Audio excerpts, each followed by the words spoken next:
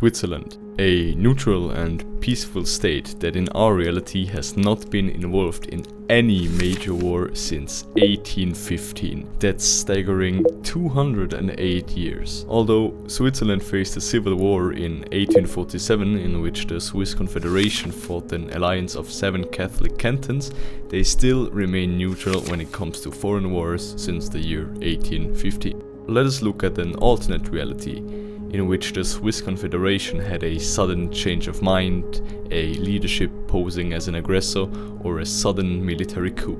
The result of these unrests is a Swiss invasion of their tiny neighbor Liechtenstein.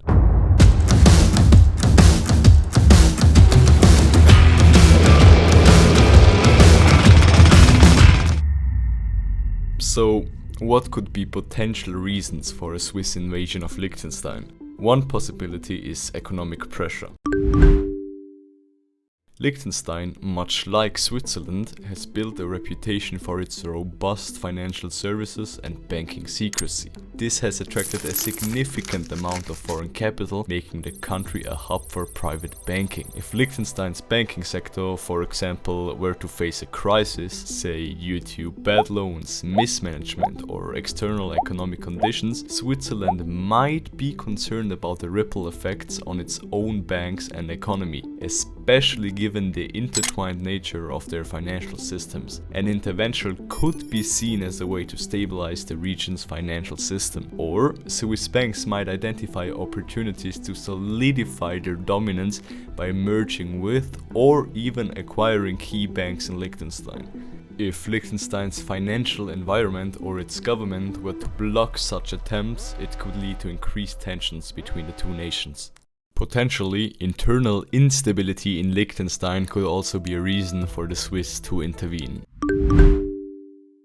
Suppose political, economic, or social changes in Liechtenstein lead to civil unrest, protests, or even violent clashes within its own borders. In that case, Switzerland might be concerned about the stability of its neighboring region, especially if there's potential for spillover effects, refugees, disruption in trade, or even the spread of violence into Swiss territory. Of course, this is the worst case scenario. Also, a so-called political power vacuum might be the reason. If Liechtenstein's ruling monarchy faces challenges from opposition parties or from within, leading to a power vacuum, Switzerland might perceive a need to intervene to ensure regional stability. A political power vacuum can attract external negative influences or even foster organized crime or extremist groups. While these are all, let's say, more or less logical reasons, imagine the Swiss had a sudden change of power. At the top of the Swiss chain of power is either a national socialist fascist or an extreme communist leadership. This leadership decides to invade Liechtenstein either to set a sign for all the European nations or simply just because. Of course, this would be very stupid considering the size and capabilities of the Swiss army compared to most of their neighbors and NATO states. In our world, it is the responsibility of the Swiss armed forces to defend Liechtenstein in any kind of military altercation because the small state does not have its own standing army, partly because of their very small population. This means, in the case of an attack, Switzerland would face little to none resistance, if any, only from potential policemen or civilian militias. Even in this case, it would be no match to the Swiss army, and the outcome of such a war, if we can even call it that, would be clear from the beginning on. So, what are Liechtenstein's options? They might turn to organizations like the United Nations, the European Free Trade Organization, and the European Court of Human Rights to condemn any unprovoked action by Switzerland and seek international support. Given its good standing in the international community and ties to other countries, Liechtenstein would most likely receive diplomatic support against any aggressive move. This means diplomatic help would be sent in any case. Now, what about military help?